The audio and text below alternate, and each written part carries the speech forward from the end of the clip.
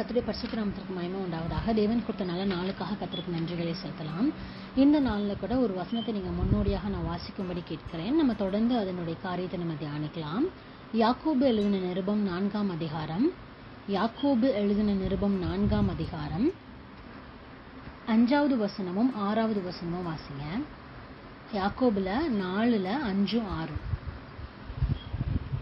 நம்மில் வாசமா இருக்கிற ஆவியானவர் நம்மிடத்தில் வைராகிய வாஞ்சையாய் இருக்கிறார் என்று வேத வாக்கியம் வீணாய் சொல்லுகிறது என்று நினைக்கிறீர்களா? அவர் அதிகமான கிருபையை அளிக்கிறாரே. ஆதலால் தேவன் பெருமையுள்ளவர்களுக்கு எதிர்த்து நிற்கிறார், தாழ்மையுள்ளவர்களுக்கோ கிருபை அளிக்கிறார் என்று சொல்லி இருக்கிறது. ஆமென். ஸோ இங்கே நம்ம பார்க்குறோம் யாக்கோபு எழுதுறாரு, நம்மில் வாசமா இருக்கிற ஆவியானவர் நம்மிடத்தில் வைராக்கிய வாஞ்சியா இருக்கிறார் என்று வேத வாக்கியம் வீணாய் சொல்லுகிறது என்று நினைக்கிறீர்களா? இன்னைக்கு தலைப்பே யாருக்கு கிருபை, அதுதான். இன்னைக்கு நம்ம கடைசி நாட்கள் இருக்கிறோம். கிருபையை ரொம்ப மிஸ்யூஸ் பண்றோம். நம்ம எப்படி நம்ம பிள்ளைங்களை நம்ம சொல்றோம், நான் உனக்கு செல்லம் கொடுக்குறேன், நான் உன்னை லிபர்ட்டியா நான் வளர்க்குறேன், நான் உன்னை கடினப்படுத்தாம நான் வளர்க்குறேன், அதனால நீ ரொம்ப நீ ஆடுற, என் தலைமையில ஏறி ஆடுற அப்படின்னு நம்ம சொல்லுவோம்ல. அதே மாதிரி இந்த கிருபையினுடைய அர்த்தத்தை, இந்த கிருபையினுடைய ரகசியத்தை புரியாம கடைசி நாட்களில் நம்ம எல்லாமே கிருபை கிருபை கிருபைன்னு சொல்லிட்டு இருக்கோம். நம்ம நிற்பதும் நிர்மூலமாகாதிருப்பதும் தேவனுடைய கிருபை தான். ஆனா என் வாழ்க்கை நடக்கிற எல்லாமே அவருடைய கிருபையா இல்ல என்னுடைய சித்தமான்றதை நம்ம ஆராய்ந்து பார்க்கிறோம். ஸோ இந்த முதலாவது இந்த கிருபை யார் அளிக்கிறா அப்படின்னு பார்த்தோம்னா, யாக்கோபு எழுதியிருக்க காரியத்தை எப்படி பார்த்தோம்னா, பரிசுத்த ஆவியானவர் இந்த கிருபையை அளிக்கிறார். அவர் சொல்றாரு, அவர் அதிகமான கிருபையை அளிக்கிறாரே, ஆதலால் தேவன் பெருமையுள்ளவர்களுக்கு எதிர்த்து நிற்கிறார், தாழ்மையுள்ளவர்களுக்கோ கிருபை அளிக்கிறார் என்று சொல்லி இருக்கிறது. அப்ப இன்னைக்கு பரிசுத்த ஆவியானவர் என் மேல வைராக்கிய வாஞ்சியா இருக்கிறார். இப்ப நான் யார் அதிகமா நேசிக்கிறேனோ, எனக்கு யார் ரொம்ப அதிகமா பிரியமோ அவர்களுக்கு நான் எதனாலும் செய்வேன்றதை விட நான் செஞ்சுக்கிட்டே இருப்பேன். உங்களுக்கு புரியும் நினைக்கிறேன். அதே மாதிரி இப்ப அவர் என் மேல வைராக்கிய வாஞ்சியா இருக்கிறார்.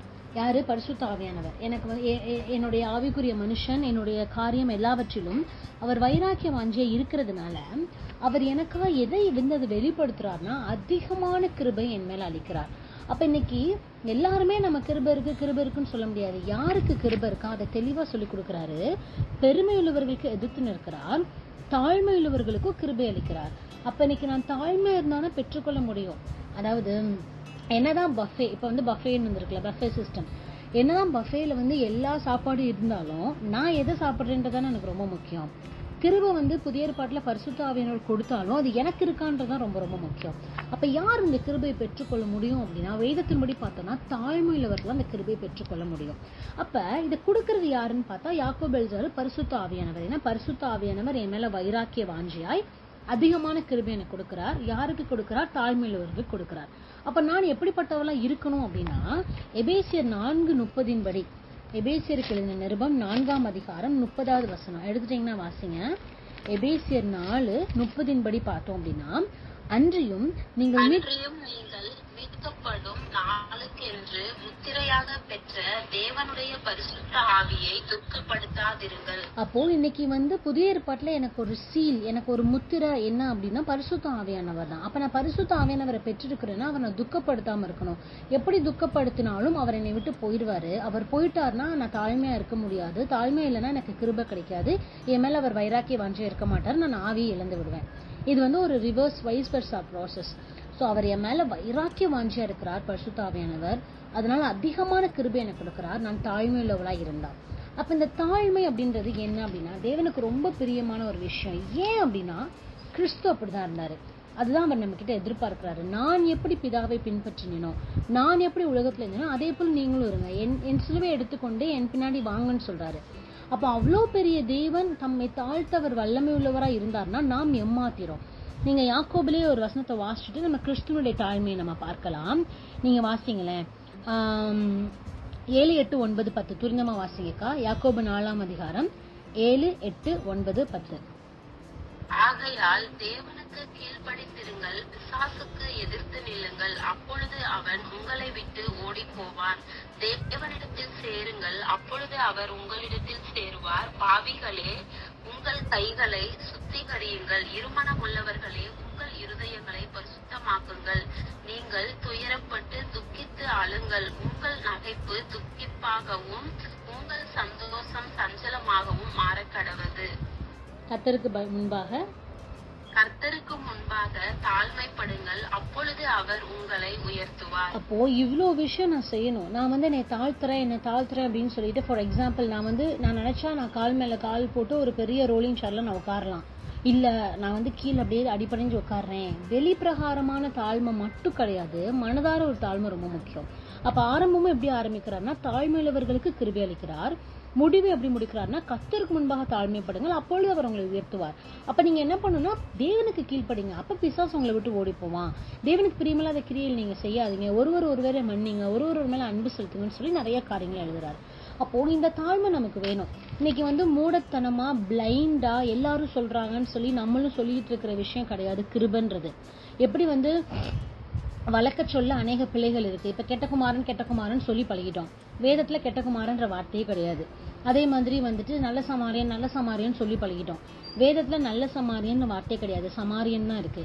அதே மாதிரி சிறு பூச்சியை யாக்கோபெனும் சிறு புழுவேன்னு அப்படிலாம் வேதத்துல இல்ல.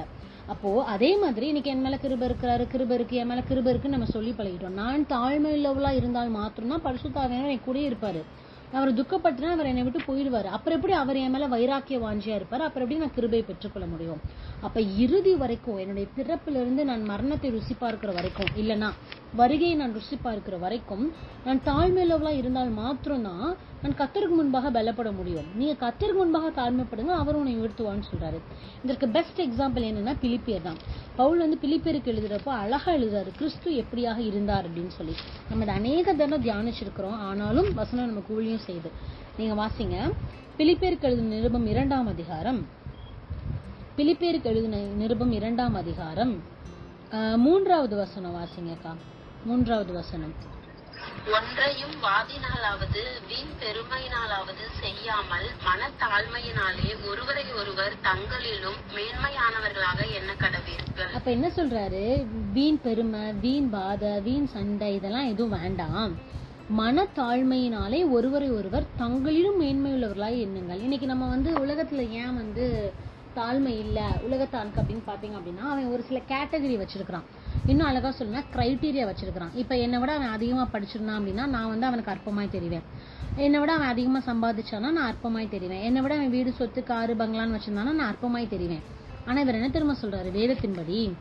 ஒன்றையும் வாதினாலாவது வீண் பெருமையினாலாவது செய்யாமல் மனத்தாழ்மையினாலே ஒருவரை ஒருவர் தங்களிலும் மேன்மையானவர்களாக எண்ண கடவீர்கள். அப்ப நான் யார பார்த்தாலுமே அவங்க என்னை விட மேன்மையானவர்கள் நான் எண்ணணும். அப்பனாதான் நான் என்ன தாழ்த்த முடியும். நல்லா அந்த கான்செப்ட் நம்ம புரிஞ்சுக்கணும். நம்ம இல்லையே ஆவிக்குரிய வாழ்க்கையில நான் தானே பெரியவ, ஆவிக்குரிய வாழ்க்கையில நான் தானே இல்ல, நான் தானே வயசுல மூத்தவ, நான் தானே படிப்புல மூத்தவ, எங்க கோத்திரம் தானே பெருசு, எங்க ஜாதி தானே பெருசு, எங்க வீடு தானே பெருசு. இல்ல, மனத்தாழ்மையினாலே ஒருவரை ஒருவர் தங்களிலும் மேன்மையா என்ன கடவுங்க. நீங்க உங்களை தாழ்த்துங்க. ஏன்னா தாழ்மைன்றது ரொம்ப ரொம்ப முக்கியம். இதுக்கு பெஸ்ட் எக்ஸாம்பிள் நேபுகாத்நேச்சார். நான் எடுக்கல, நம்ம எல்லாருக்குமே தெரியும். தானியேல் தீர்க்கதரிசன புஸ்தகத்துல பார்க்கிறோம். அவர் சொல்றாரு, நான் கட்டின மகா பாபிலோன் அல்லவா, இன்ன வரைக்கும் ஹேங்கிங் கார்டன் ஆஃப் பாபிலோனா, அது அவ்வளோ ஒரு பெரிய ஃபேமஸ், தொங்கும் தோட்டம் அப்படின்னு சொல்லி அவ்வளோ பெரிய ஒரு பாபிலோன் ராஜ்யத்தை கட்டி உருவாக்கினவர். அவர் சொல்றாரு, நான் கட்டின மகா பாபிலோன் அல்லவா. அந்த நான் என் அப்படிப்பட்ட வார்த்தைகள் வாயிலிருந்து வந்தாலே அது பெருமைக்குரிய வார்த்தைகள். அதுக்கு தேவன் எதிர்த்துன்னு இருக்கிறார். அவரை நேசிச்சதுனால நேபுகாத்நேச்சாருக்கு ஒரு பாடம் கற்பித்து கொடுக்கிறார். 7 மாசமோ 7 வருஷமோ எவ்வளோ நாள் எனக்கு சரியா ஞாபகம் இல்ல, மிருகங்களை போல அவர் புள்ள மேய்வார் அப்படின்னு சொல்லி நம்ம பார்க்கிறோம். அப்ப இன்னைக்கு நான் எப்படிப்பட்டவளா இருக்கணும்? நான் யாரை பார்த்தாலுமே அவங்க என்னை விட மேன்மை உள்ளவர்கள் அப்படின்னு நான் ஒரு எண்ணம் கொள்ளணும். ஏன் அப்படின்னா கிறிஸ்து அப்படிதான் வந்தாரு. நீங்க வாசிங்களேன், வாசிங்கக்கா 6வதுல இருந்து 8வது வசனம் வாசிங்க. பிலிப்பியர் 2ல 6ல இருந்து 8. அவர் தேவனுடைய ரூபமாயிருந்தும் தேவனுக்கு சமமாயிருப்பதை கொள்ளையாடின பொருளாக எண்ணாமல் தம்மை தாமே வெறுமையாக்கி அடிமையின் ரூபம் எடுத்து மனுஷ சாயலானார். அவர் மனுஷ ரூபமாய் காணப்பட்டு மரண பரியந்தம், அதாவது சிலுவையின் மரண பரியந்தமும் கீழ்ப்படிந்தவராகி தம்மை தாமே தாழ்த்தினார். இவரை போல ஒரு பெஸ்ட் எக்ஸாம்பிள், இவரை போல ஒரு ரோல் மாடல் இந்த உலகத்துல யாருமே இல்ல. நிறைய பேர் வேதத்துல இப்ப பாத்தீங்கன்னா பேதுரு பாத்தீங்கன்னா ஆண்டவர் வெளிப்படுத்துவாரு. நான் என்னை எல்லாரும் என்ன சொல்றாங்கன்னு கேக்குறப்ப அவர் சொல்வாரு, நீ ஜீவனுள்ள தேவனுடைய குமாரனாகி கிறிஸ்து அப்படின்னு.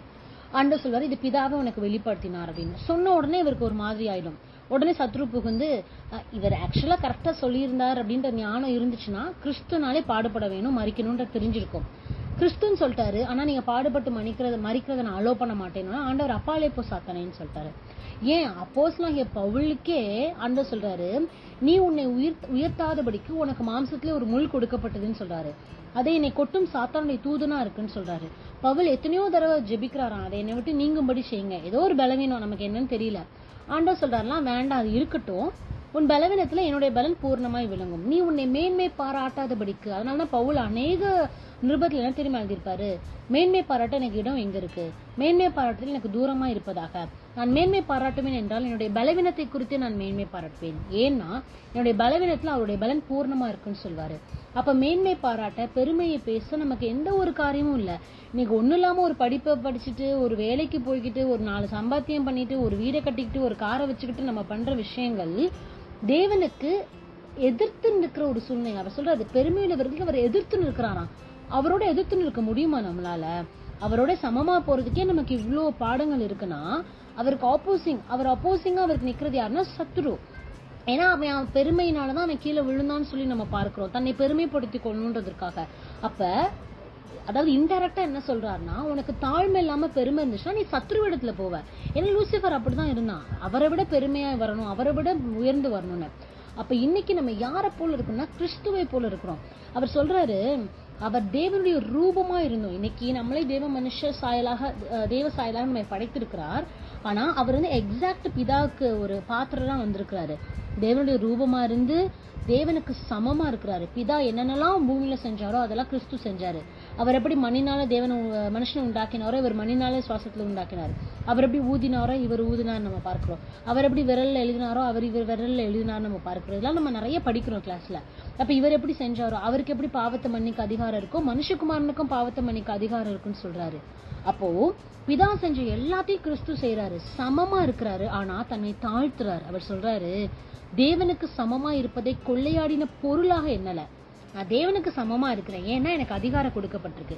நான் பூமியில பாவத்தை மன்னிப்பேன், பூமியில வியாதியை சுகமாக்குவேன், குஷ்ரோகத்தை நீக்குவேன், சந்தோஷத்தை கொடுப்பேன். இதுக்குதான் அந்த அதிகாரத்தை யூஸ் பண்ணாரே அல்லாமல் ஒரு இடத்துல கூட நான் தேவன், நான் அப்படிப்பட்டவர். ஒருத்தன் வந்து கேட்பான், நான் நல்ல போதகரேன். அவர் சொல்லுவாரு, நீ என்னை நல்லவன் என்று எப்படி சொல்லலாம்? பிதா ஒருவரை தவிர இந்த உலகத்துல நல்லவன் யாருமே கிடையாதுன்னு சொல்லுவாரு. பிதாவும் குமாரனும் ஒன்று அவர் சொல்றாரு, பிதாவும் நானும் ஒன்றா இருக்கிறோன்றாரு. இவர் நினைச்சிருந்தா இந்த கண்டென்ட்ல எல்லாம் அவர் பெருமையா பேசியிருக்கலாமே, இல்லவே இல்ல. அவர் அவருடைய அதிகாரத்தையும் ஆளுகையும் தன் ராஜா அப்படின்றத வந்து தேவையான இடத்துல தான் யூஸ் பண்ணாரே அல்லாமல் வேற எல்லா இடத்துலயும் அவர் தம்மை தாழ்த்தினார் அப்படின்னு சொல்லி பார்க்கிறோம். என்ன சொல்றாரு, தம்மை தாமே வெறுமையாக்கி அடிமையின் ரூபம் எடுத்து மனுஷர் சாயலானார். அவர் மனுஷ ரூபமாய் காணப்பட்டு மரண பரியந்தம், அதாவது சிலுவையின் மரண பரியந்தமும் கீழ்ப்படிந்தவராகி தம்மை தாமே தாழ்த்தினார். அப்ப இன்னைக்கு கிறிஸ்துவே அவ்வளோ தூரம் தம்மை தாழ்த்துறப்போ அவருக்கு அதிகாரம் இருந்துச்சு, அவருக்கு ஆளுகை இருந்துச்சு. எல்லா ஒரு யோவான்லாம் எழுதியிருப்பாரு, சர்வ அதிகாரத்தையும் பிதா குமாரனுக்கு கொடுத்திருந்தாராம். ஆனா வியாதியை சுகமாக்க, பாவத்தை நீக்க, குஷ்ரோகிய சுகமாக்க, இப்படிப்பட்ட விஷயத்தை தவிர வேற எந்த இடத்துலயும் அவர் அதிகாரத்தையும் ஆளுகையும் தான் யாருன்றத காண்பிக்கவே மாட்டாரு. அப்போ அவரே அவ்வளவு தூரம் தம்மை தாழ்த்தினார்னா அழிந்து போகிற படிப்பு, அழிந்து போகிற சம்பாத்தியம், அழிந்து போகிற வேலை, ஏன் நம்ம கொடுக்கப்பட்ட வரங்கள், ஆவிக்குரிய விஷயங்கள் கூட இங்கேயோட முடிஞ்சிரும். அது வந்து எனக்கு கொடுக்கப்பட்ட ஒரு பெரிய ஒரு பரிசு, அவ்வளவுதான். அதை கொண்டு நம்ம 4 ஆத்மாவை சம்பாதிக்கிறோம். இதெல்லாம் வைத்துட்டு நம்ம பெருமை கொள்வதுல ஒரு பிரயோஜனமும் இல்லை. அப்ப இன்னைக்கு எல்லாருமேலே தேவன் கிருபை அளிக்கிறாருன்னா கிடையாது. புதிய ஏற்பாட்டுல தான் கொடுக்கப்பட்டிருக்கு இல்லைன்னு சொல்லி. தாழ்மை உள்ளவர்களுக்கு தான் கிருபை. நம்ம பேச்சு வழக்குல நானும் கிருபை பெற்றவள், நான் அப்படி இல்லவே இல்லை. நான் என்னை சோதித்து பார்க்கணும். நான் தாழ்மையா இருந்தேன் என்றால் அவர் எனக்கு கொடுக்கறது எல்லாமே கிருபை தான். ஒருவேளை நான் தாழ்மையா இல்லாம நான் பெருமை உள்ளவளா இருந்து எனக்கு எல்லா ஆசீர்வாதம் கிடைக்குதுன்னா அது சத்ரு கிட்ட இருந்து கிடைக்குதுன்ற ஒரு ஞானம் எனக்குள்ள இருக்கணும்.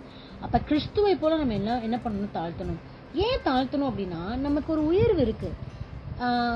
இதை வாசிக்கிறதுக்கு முன்னாடி நான் ஒரு இன்சிடென்ட் சொல்றேன், அதை நம்ம வாசிச்சுட்டு மறுபடியும் நம்ம பிலிப்பியருக்கு வரலாம். நீங்க வாசிங்களேன். யோவான் எழுதின சுவிசேஷம் 13ஆம் அதிகாரம். யோவான் எழுதின சுவிசேஷம் 13ஆம் அதிகாரம் 13ஆம் அதிகாரம் எடுத்துட்டீங்களாப்பா. முதல் வசனம், அதுக்கப்புறம் 3ல இருந்து 5 வாசிங்களேன். பஸ்கா பண்டிகைக்கு முன்னே இயேசு இவ்வுலகத்தை விட்டு பிதாவினிடத்திற்கு போகும்படியான தம்முடைய வேலை வந்ததென்று அறிந்து தாம் இவ்வுலகத்தில் இருக்கிற தம்முடையவர்களிடத்தில் அன்பு வைத்தபடியே முடிவு பரியந்தமும் அவர்களிடத்தில் அன்பு வைத்தார். 3:4 தம்முடைய கையில் பிதா எல்லாவற்றையும் கொடுத்தார் என்பதையும் தாம் தேவனிடத்திலிருந்து வந்ததையும் தேவனிடத்திற்கு போகிறதையும் இயேசு அறிந்து போஜனத்தை விட்டெழுந்து வஸ்திரங்களை கலற்றி வைத்து ஒரு சீலையை எடுத்து அறையிலே கட்டிக்கொண்டு பின்பு பாத்திரத்தில் தண்ணீர் வார்த்து சீசருடைய கால்களை கழுவவும் தாம் கட்டி கொண்டிருந்த சீலையினால் துடைக்கவும் தொடங்கினார். ஆமென். சோ இங்க நம்ம பார்க்கிறோம், இயேசு கிறிஸ்து அழகா சொல்றாரு பாருங்களேன். முதல்ல அன்பு வைத்தார்னு இருக்கு. அடுத்து 3வது வசனம் பாருங்க, அருமையான வசனம். தம்முடைய கையில் பிதா எல்லாவற்றையும் ஒப்பு கொடுத்தார் என்பதையும், அதாவது அவர் கையில எல்லா இதுவும் இருக்கு. ஓபனா சொல்லணும்னா சிலுவையை அனுபவிக்காம, அதாவது சிலுவையின் மரணத்தை அவர் ருசி பார்க்காம அவர் மேல இருந்து இறங்கி வந்திருக்க முடியும். ஒருத்தன் கேட்டான்ல, இவன் பிறர் எல்லாத்தையும் ரசித்தான், தானே ரசிக்க அவருக்கு ஒரு வழியும் இல்லை அப்படின்னு இறங்கி வரட்டும் அப்படின்றப்பெல்லாம் அவர் வந்திருக்கலாம். ஏன்னா அவருக்கு அவ்வளவு அதிகாரம் இருக்கு. கொடுத்தார் என்பதையும் தாம் தேவனிடத்திலிருந்து வந்ததையும், நான் எங்கிருந்து வந்திருக்கிறேன் அப்படின்றது தெரியுது, தேவனிடத்திற்கு போகிறதையும் இயேசு அறிந்து. இப்ப நான் வந்தது முக்கியம் கிடையாது, இப்ப நான் மறுபடியும் அங்க போக போறேன், அதான மேட்ரு. சோ டெஸ்டினேஷன் தானே மேட்ரு. இப்ப அவர் அங்க போறதுனால நம்மளும் அவர்கிட்ட போறோம். இது எல்லாத்தையும் அவர் அறிந்திருக்கிறாரு. Whole power, the ultimate power, இந்த டொமினியன், அத்தாரிட்டி, என்ன வார்த்தைனாலும் போடலாம், சர்வ அதிகாரம் எல்லாமே அவர் கையில இருக்கு. ஆனா அதை வச்சுட்டு அவர் என்ன பண்றாருன்னு பாருங்களேன்.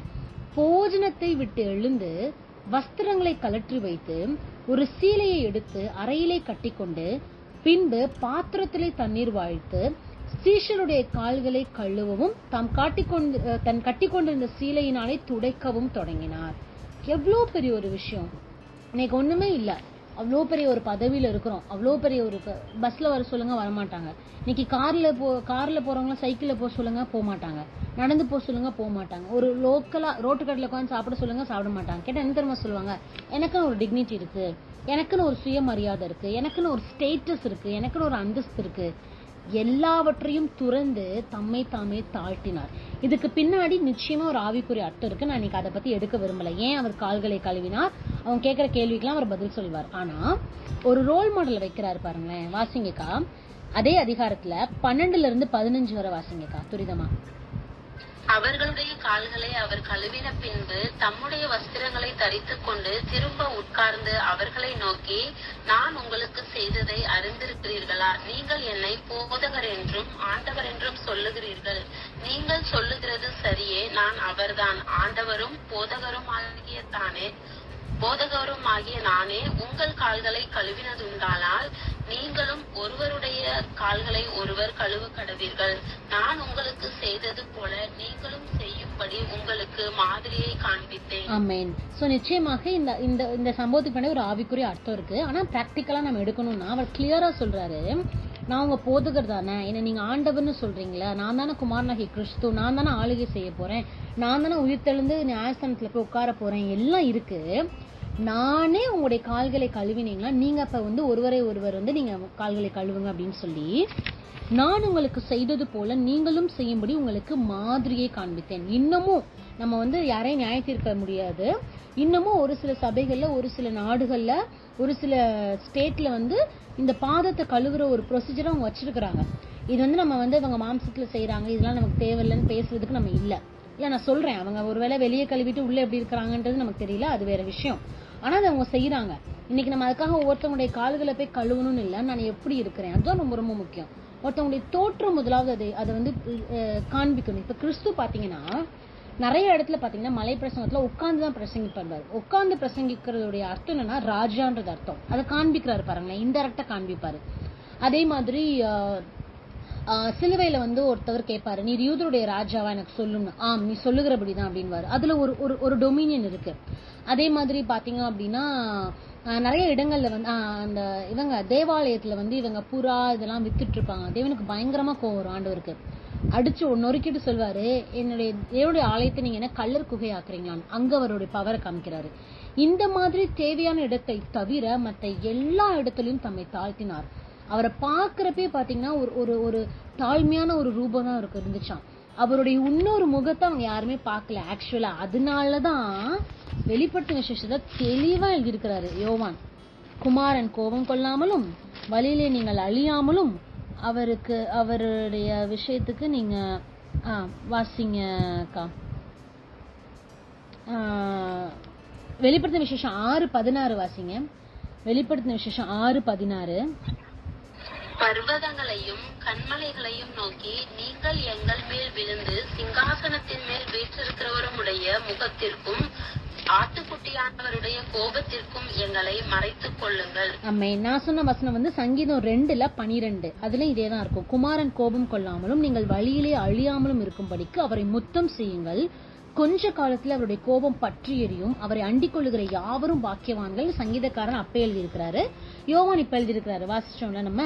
சிங்காசனத்தின் மேல் வீற்றிருக்கிறவருடைய முகத்திற்கும் ஆட்டுக்குட்டியானவருடைய கோபத்திற்கும். சிங்காசனத்தின் மேல் வீற்றிருக்கிறவர் யாருன்னா பிதா. பிதாவுடைய முகத்துக்கும் அடுத்து ஆட்டுக்குட்டியானுடைய கோபத்திற்கும். ஆட்டுக்குட்டியோட கோபத்தை ஈஸியா நம்ம இந்த வரை இன்னும் ஆக்சுவலா பாக்கல.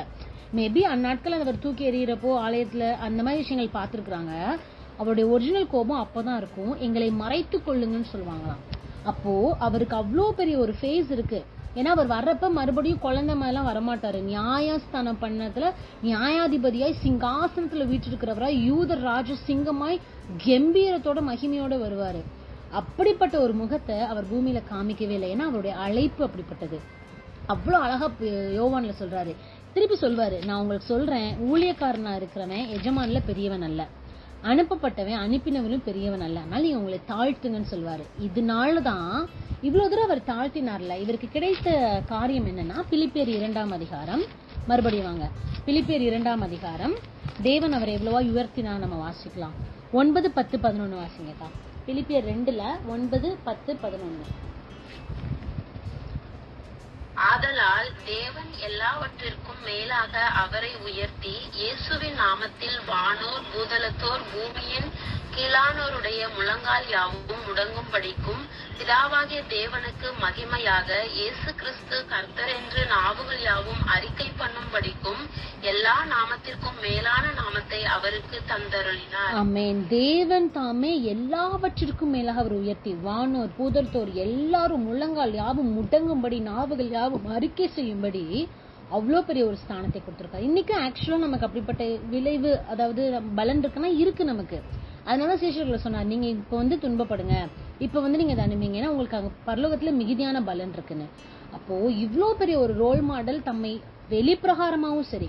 நான் இன்னும் ஒரு சாட்சியா சொல்வேன். எங்க ஆலயத்துல ஒரு ஒரு ஒரு ஒரு அண்ணா, ஒரு சகோதரர், அவங்க பாத்தீங்க அப்படின்னா இன்ன வரைக்கும் அது பெரிய சாட்சி. அவங்க வரப்போ பாத்தீங்கன்னா ஒரு மஞ்சப்பை தான் எடுத்து வந்திருப்பாங்க. யூஸ்வலா அந்த மஞ்சப்பை எடுக்கிறதுக்கு, இந்த மாதிரி கூட எடுக்கிறதுக்குலாம் நம்ம இப்ப ஐயப்படுவோம். சில பேர்லாம் யோசிப்பாங்க, ஐயோ என்னது சைக்கிள்ல போவா, நடந்து போவா, இந்த மாதிரி யோசிப்பாங்க. ஆனா இன்ன வரைக்கும் நான் அவங்களுடைய ஃபர்ஸ்ட் தோற்றமே பாத்தீங்க அப்படின்னா ஒரு மஞ்சப்பை தான் இருக்கும். அந்த மஞ்சப்பைக்குள்ள பைபிள், போனு இவ்வளவுதான் இருக்கும். பார்க்க உடையும் நீட்டா தான் போட்டிருப்பாங்களே தவிர்த்து ஆடம்பரமா போட்டிருக்க மாட்டாங்க. போக போகதான் தெரிஞ்சது அவர் அவ்வளோ பெரிய ஒரு கவர்மெண்ட் ஸ்டாஃப், அவ்வளோ பெரிய ஒரு டீச்சர். அவங்களும் அவங்க வீட்டமாவும் சேர்ந்து சம்பாதிக்கிற சம்பாத்தியம் அவ்வளோ பெரிய சம்பாத்தியம், சொந்த வீடு சொத்து எல்லாமே இருக்கு. ஆனா அந்த மனிதனை பார்க்கிறப்போ ஒரு துளி கூட அப்படி தெரியவே தெரியாது. அவ்வளோ பெரிய ஒரு டீச்சர் கவர்மெண்ட்ல எல்லா வேலையும் அவர் பார்ப்பாரு. ஆனா அந்த வெளிப்பிரகாரமான தாழ்மையும் அவ்வளோ அழகா தெரியுது. நான் என்ன சொல்ல வரேன்னா, கிறிஸ்துக்கு அதுவுமே இருந்துச்சு. இன்னைக்கு நம்ம அதுக்காக நம்ம வெளிப்பிரகாரமா நம்ம ரொம்ப தாழ்த்தி ஒடுக்கி பவ்யமா இருக்கணும்ன்ற அவசியம் இல்லை. ஆனா என் தோற்றமும் ஒண்ணு இருக்குல்ல, அதுக்காக நான் எப்படினாலும் தெரியலான்றது கிடையாதுல்ல. சோ வெளிப்பிரகாரமான ஒரு விஷயமும் வேண்டும், உள்ளான ஒரு விஷயமும் வேணும்.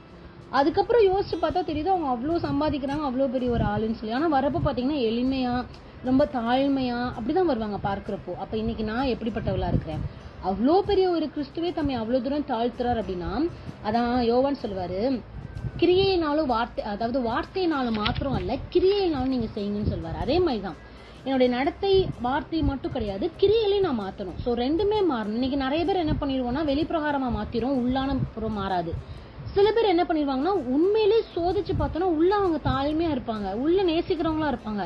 ஆனா அவங்க வெளி தோற்றத்தை பார்த்தா ஊர் உலகம் நம்பவே நம்பாது. நம்ம எதுலயும் ஒண்ணுல மிஸ் ஆயிருவோம். ரெண்டுமே நமக்கு தேவை. கிறிஸ்து ரெண்டுமாவும் இருந்தாரு.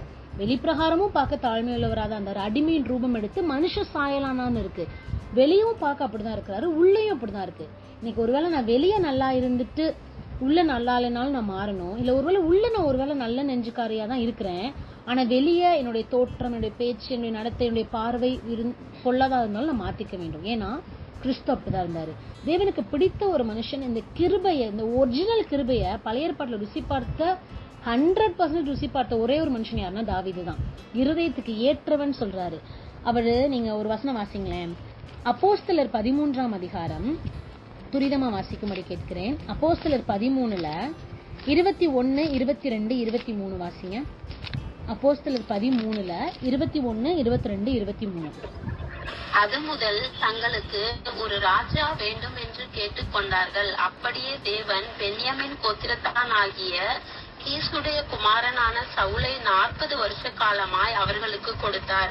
பின்பு அவர் அவனை தள்ளி தாவீதை அவர்களுக்கு ராஜாவாக ஏற்படுத்தி, ஈசாயின் குமாரனாகிய தாவீதை என் இருதயத்துக்கு ஏற்றவனாக கண்டேன், எனக்கு சித்தமானவைகளை எல்லாம் அவன் செய்வான் என்று அவனை குறித்து சாட்சியும் கொடுத்தார். அவனுடைய சந்ததியிலே தேவன் தமது வாக்குத்தத்தத்தின்படியே இஸ்ரவேலுக்கு இரட்சகராக இயேசுவை எழும்ப பண்ணினார். ஆமென். தாவீதுக்கு கிடைத்த கிருபை நம்ம நிறைய சொல்லுவோம். பத்சேபாள் இடத்துல தேவன் அவர் பாவத்தை மன்னிச்சது ஒரு கிருபைன்னு சொல்லுவோம். யுத்தத்துல தேவன் அவருக்கு உதவி செஞ்சது ஒரு கிருபைன்னு சொல்லுவோம். ஆடுகள் பின்னாடி போயினவரை அரசனாக்கினது ஒரு கிருபைன்னு சொல்லுவோம். ஆனா இன்னைக்கு இதை தியானிக்கிறப்ப என் கண்ணில் பட்ட ஒரு பெரிய கிருபை என்ன தெரியுமா? அந்த 23வது வசனம் தான். அவனுடைய சந்ததியிலே தேவன் தமது வாக்குத்தத்தத்தின்படி இஸ்ரவேலுக்கு இரட்சகராக இயேசுவை எழும்ப பண்ணினார். இதுதான் தாவீதின் மேல இருந்த கிருபையே. தாவீதின் சிங்காசனம் என்றென்றைக்கும் நிலை நிற்கும். கொஞ்சம் யோசிச்சு பாருங்களேன், அவர் செஞ்ச பாவங்கள் இதுல அவர் ஒருவேளை அகற்றப்பட்டிருந்தார் அப்படின்னா தாவீதின் குமாரனே எனக்கு இறங்கும்ன்ற பேர் வந்திருக்காது. தாவீதின் வம்ச வரலாறுல இயேசு கிறிஸ்து வந்திருக்க மாட்டாரு. தாவீதின் சந்ததியில இயேசு கிறிஸ்து வந்திருக்க மாட்டாரு. தாவீதின் யூத ராஜசிங்கம்ன்ற பேர் வந்திருக்காது. ஆனா அவருடைய சந்ததியில இஸ்ரவேலரை மீட்பதற்காக, இஸ்ரவேலர் மட்டும் கிடையாது, நம்மளும் அதெல்லாம் மீட்கப்பட்டிருக்கிறோம். அந்த மீட்கப்பட்ட கிறிஸ்துவை எழும்ப பண்ணினார் தெரியுமா? இதுதான் தாவீது கிடைத்த பெரிய கிருபை. இன்னைக்கு அந்த கிருபையை நான் பெற்றுக்கொள்ளணும். என்னுடைய சந்ததியில கிறிஸ்து பிறக்கணும், உள்ளான அளவுல பிறக்கணும். என்னுடைய சந்ததி கிறிஸ்துவை எழும்ப பண்ணணும், கிறிஸ்துவை சொல்லணும், கிறிஸ்துவை பிரசங்கிக்கணும், கிறிஸ்துவை பிரகடனப்படுத்தணும், கிறிஸ்துவை பிரஸ்தாபப்படுத்தணும். இதுதான் என் மேல இருக்கிற கிருபை. இன்னைக்கு காரு கொடுத்தா கிருபன்றோம், வீடு கொடுத்தா கிருபன்றோம். உண்மைதான், இல்லைன்னு சொல்லல. ஏன்னா நான் நிற்பதும் நிர்மூலம் ஆகாதிருப்பதுமே கர்த்தருடைய கிருபை. நான் சுவாசிக்கிறனாலே கர்த்தருடைய கிருபை. கொரோனாலாம் நம்மளா மரித்து போகாம இம்மட்டும் உயிரோடு இருக்கிறோம், கர்த்தருடைய கிருபை. எல்லாமே கிருபை. அவர் கொடுத்த ஒவ்வொன்றுக்கும் நம்ம நன்றி சொல்லணும். எனக்கு தூங்குறதுக்கு இடத்த கொடுத்துருக்கிறாரு, பேசுறதுக்கு போனை கொடுத்துருக்கிறாரு, நடக்கிறதுக்கு காலை கொடுத்துருக்கிறாரு, எல்லாமே கிருபை. ஆனா ஆவிக்குரிய கிருபை ருசி பார்க்கிற ஒரு சுகமே தனி. இன்னைக்கு எப்படி தாவீதின் சந்ததியில இஸ்ரவேலை மீட்பதற்கு கிறிஸ்துவை எழும்ப பண்ணினாரோ, அதே போல இன்னைக்கு என்னுடைய சந்ததியில கிறிஸ்து எழும்ப பண்ணினாதான் என் மேல் இருக்கிற கிருபை பரிபூர்ணமாகும். அவ்வளோ பெரிய கிருபை. உலக பிரகாரமும் சும்மா சொல்லக்கூடாது. தாவீது அவ்வளோ தாழ்த்துறாரு. 2 சாமுவேல் 6ஆம் அதிகாரத்துல மீகாள் பரியாசம் பண்றாங்க, நீர் என்ன இப்படி ஆடிக்கொண்டிருக்கிறீங்க. அப்ப தாவீது ஒரு வார்த்தை சொல்வாரு, அதை வாசிச்சு நம்ம முடிக்கலாம். நீங்க எடுங்க 2 சாமுவேல் 6ஆம் அதிகாரம், 2 சாமுவேல் 6ஆம் அதிகாரம் 21, 23 வாசிங்கக்கா. 2 சாமுவேல் 6ல 21, 23 வாசிங்க. அதற்கு தாவீது மீகாலை பார்த்து, உன் தகப்பனை பார்க்கிலும் அவருடைய எல்லா வீட்டாரை பார்க்கிலும் என்னை இஸ்ரவேலாகிய கர்த்தருடைய ஜனத்தின் மேல் தலைவனாக கட்டளையிடும்படிக்கு தெரிந்து கொண்ட கர்த்தருடைய சமூகத்திற்கு முன்பாக ஆடி பாடினேன்.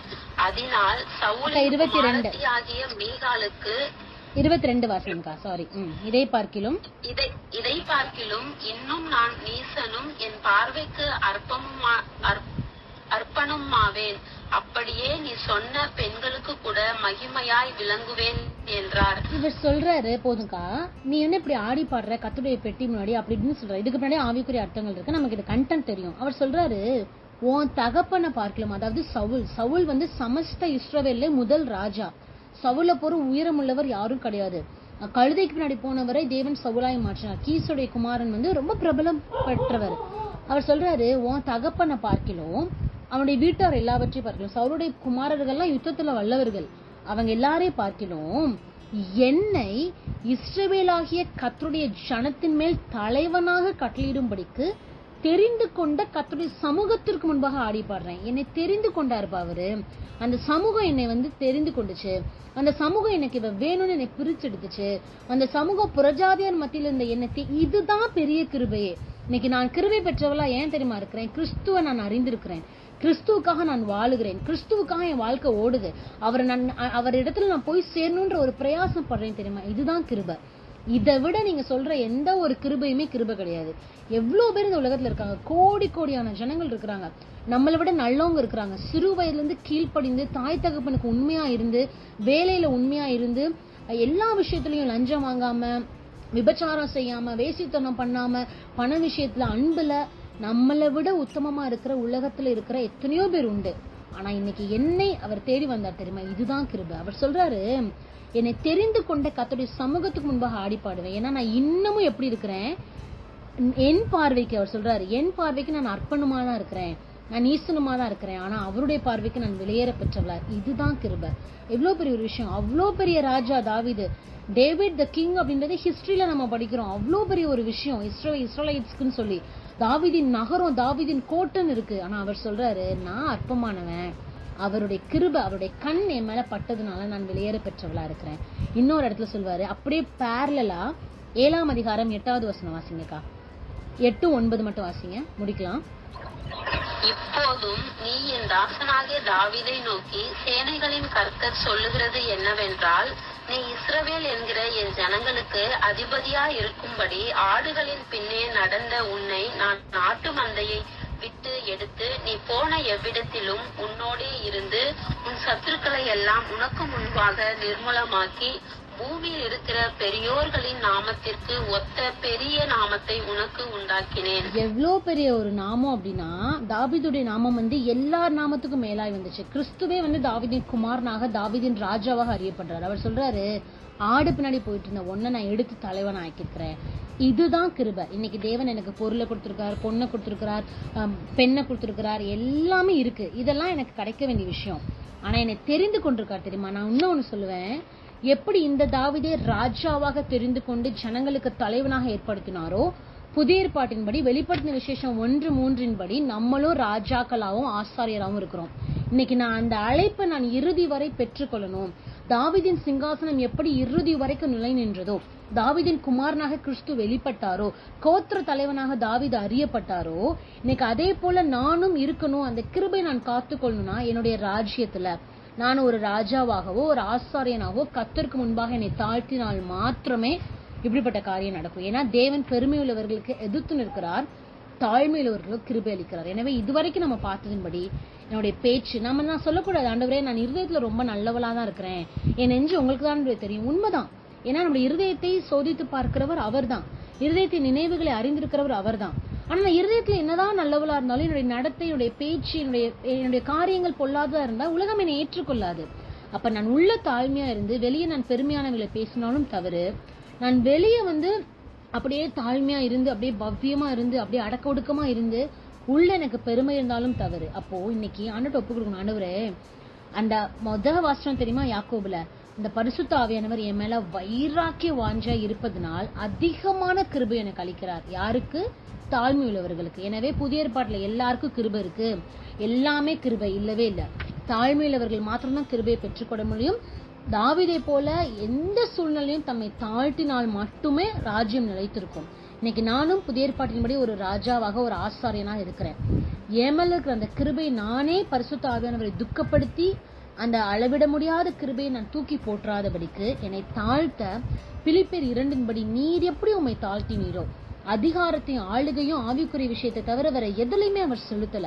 வெளியவும் அவர் தாழ்மையின் ரூபமா இருந்தார், உள்ளேயும் அவர் தாழ்மையா இருந்தார். சிஷ்யருடைய பாதத்தை கழுவி ஒரு மாதிரியை காண்பித்தார். அவரே அவ்வளோ பெரிய சர்வ வல்லமை உள்ள தேவனே தம்மை தாழ்த்துறப்போ நாம் எம்மாத்திரமே காணட்டு ஒப்பு கொடுக்கணும். ஆண்டவரே, நான் எந்த இடத்துல நான் குறைவா இருக்கிறேன்னு எனக்கு தெரியல. ஒருவேளை நான் இருதயத்துல தாழ்மையுள்ளவளா இருந்து வெளியே என்னுடைய பேச்சு, நடத்தை, கிரியை பொல்லாதா இருந்தா அந்த பெருமையுள்ளவருக்கு நீங்க எதிர்த்து நிற்கிறீங்க. உண்மை எதிர்த்து நிற்கிறதுனா அது சத்துரு. அந்த இடத்துக்கு நான் போயிடக்கூடாது, என்னை மாற்றுங்கன்னு சொல்லணும். இல்ல வெளியே நான் வந்துட்டு ரொம்ப தாழ்மையா இருக்கிற மாதிரி இருக்கிறேன், ஆனா உள்ள எனக்கு என்னுடைய கிரியை இன்னும் மாறலன்னு சொன்னாலும், உள்ளேயும் சரி வெளியும் சரி, உள்ளும் புறமும் கீழ் பூசுன்னு சொல்லி நோவாட்ல சொல்லியிருப்பாரு. கீழ் பூசுனா வந்துட்டு கீழே பூசு இல்ல.